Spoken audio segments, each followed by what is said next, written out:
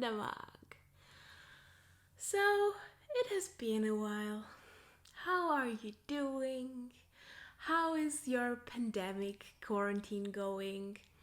Because mine is going well. I am healthy. I didn't contract disease, but I kind of fell out of booktube in June during Pride Month, and I'm hopefully back, but so much missed time. I just suddenly didn't feel like doing anything besides reading books and watching series.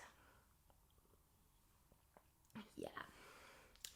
So that's why I was missing for a few months. I had so many videos planned for these months. I had like a spooky season video list, and just my brain went, nope, not doing that.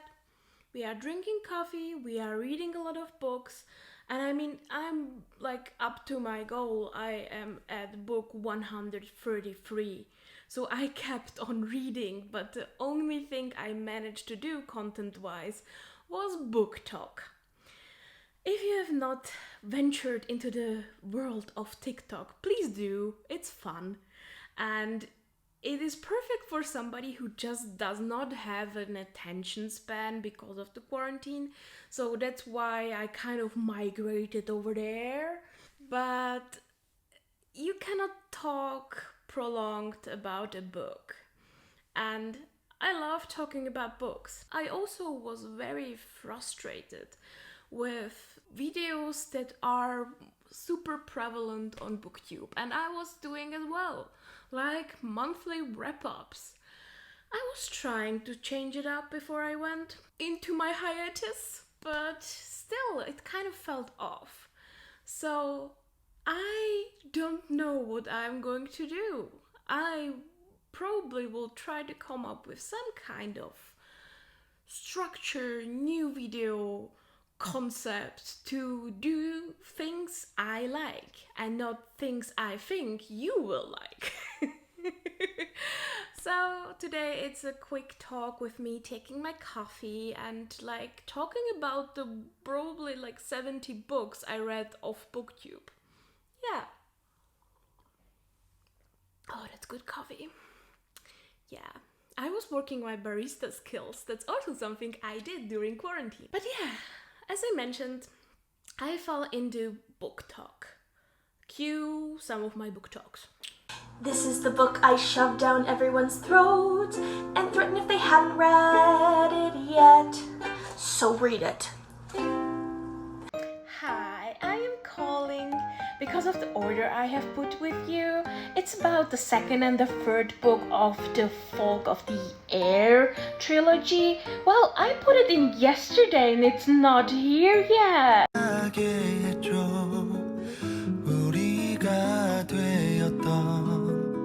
소중한 순간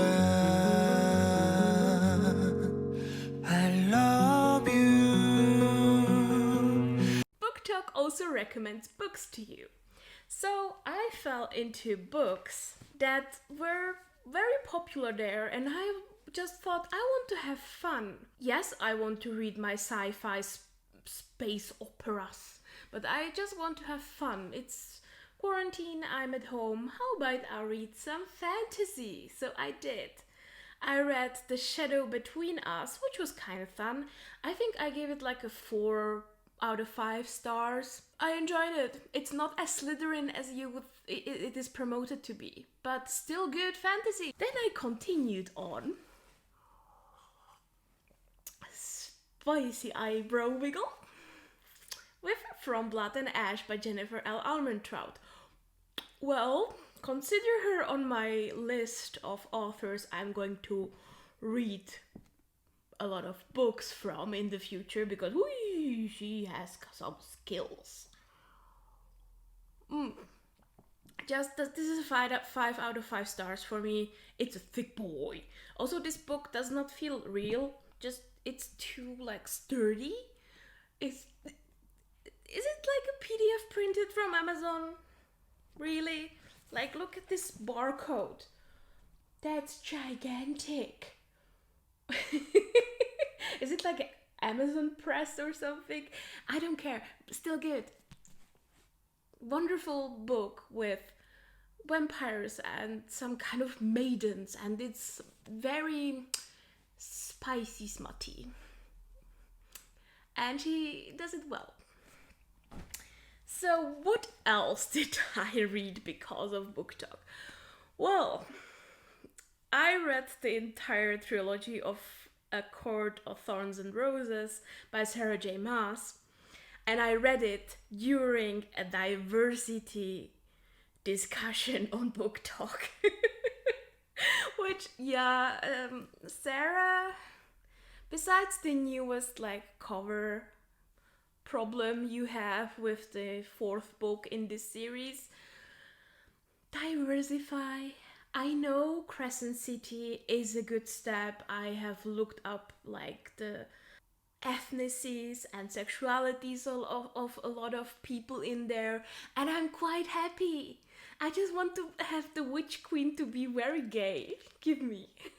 But yeah, I read A Court of Thorns and Roses. I gave it overall a okay to very good rating. I think the first book I gave it a 4 out of 5. The second book I gave a 4.75 out of 5. I mean, some aspects are still Stockholm Syndrome, but that book is just fun. So A Court of Mist and Fury, yes. The third book I actually gave, I think, 3 out of 5 stars. It's an okay ending. I just think that the villain is not done super well. I will probably do a review of the series once I have read A Court of... Frost and Starlight? The novella thingy that is actually set afterwards, because I want to know more about Nesta and Cassian. You bet I'm shipping that. So yeah, I'm kind of into it. I'm planning on reading Throne of Glass soon. And I have already the box set of all 7 books in my Amazon, and I'm trying not to buy it because I have 30 books on my bookshelf. I don't have space for it. I just don't, but I want to. Give me. Yeah, I'm going to still do it, and I will just find space, I don't know, in my fridge or something. Another thing I read, I finished my coffee first, Yeah, chuck that caffeine. So another popular series I managed to read is The Folk of the Air Trilogy.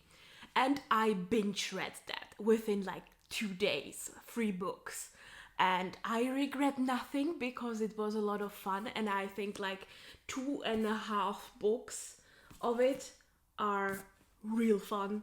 Just this is all I want from YA fantasy, fairies, magic, enemies to lovers, relationships.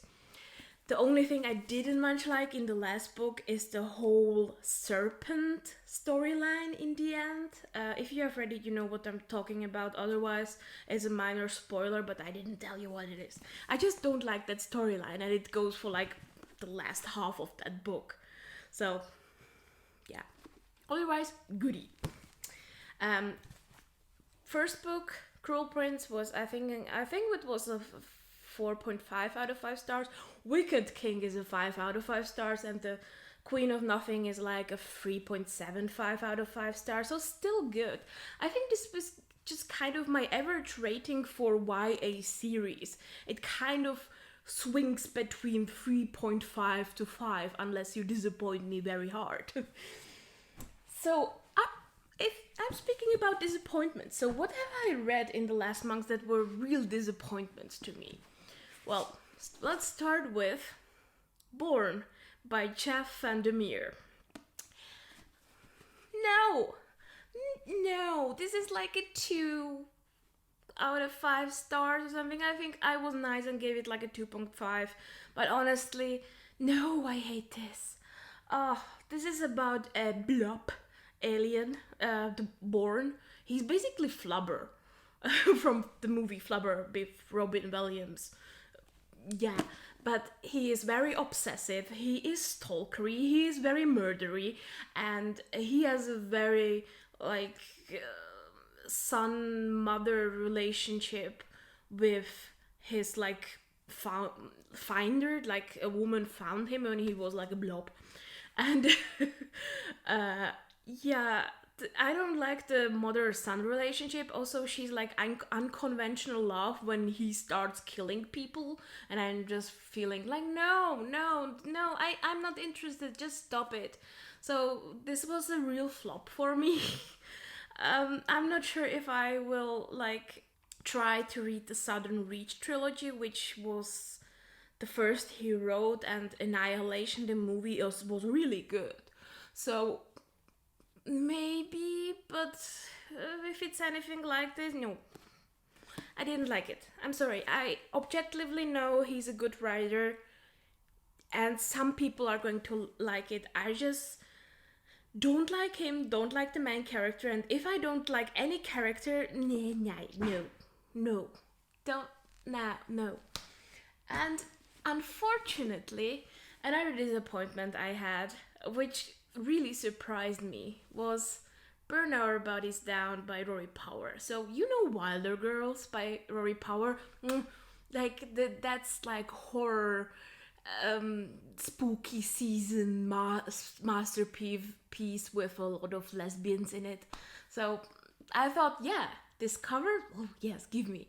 But this is, I kind of didn't prepare myself going into this book. It's not too horror, it's just weird. And my main problem is that in this, you have a very toxic relationship between a mother and a daughter.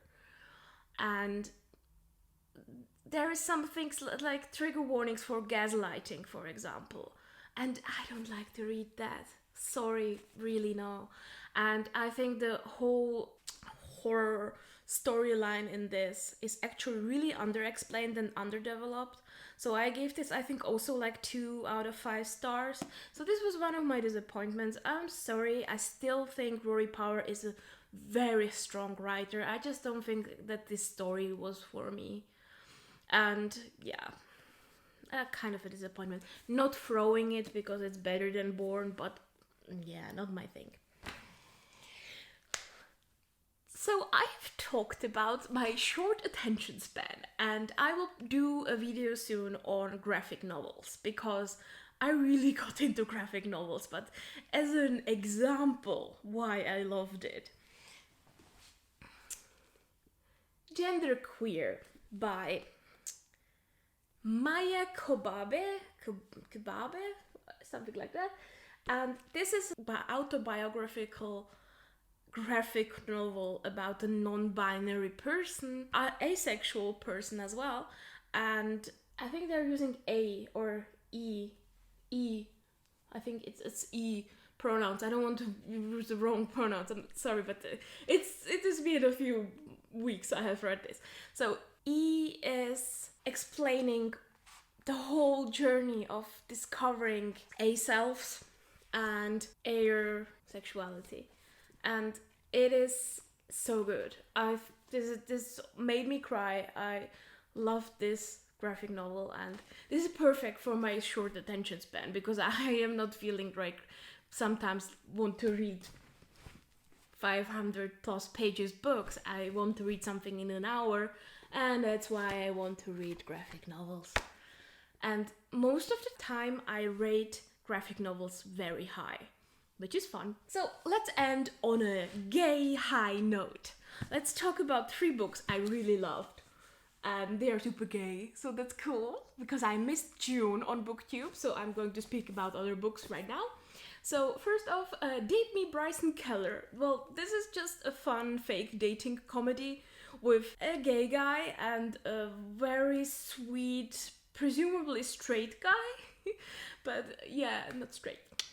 And this is just so cute. So cute. And Bryson Keller has himbo energy and give me, it's so cute. Then let's go into the Falling in Love montage by Keira Smith, and this is a lesbian rom-com, and I think I gave this like a 4.5 out of 5 stars. And this is just about two girls that have their problems and they just decide we are going to do the fall in love montage from the romantic movies we know, without all the drama around it, just the fun. Well, of course there is drama.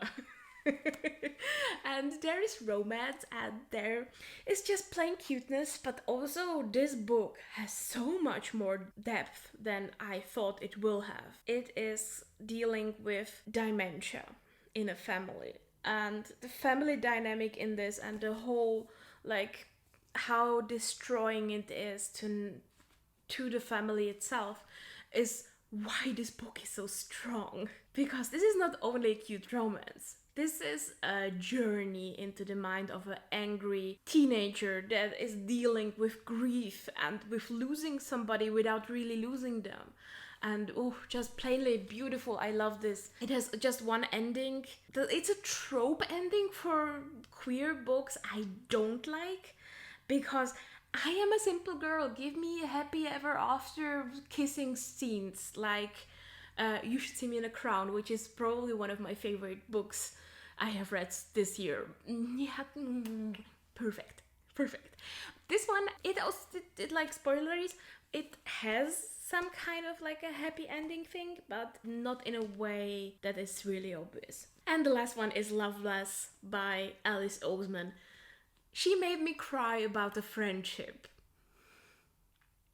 I love her. This was beautiful. This is about an aromantic, asexual teenager who is in a Shakespeare theatre company and is dealing with finding out what her sexuality is and finding her place and finding her people and her found family, and it is so beautiful.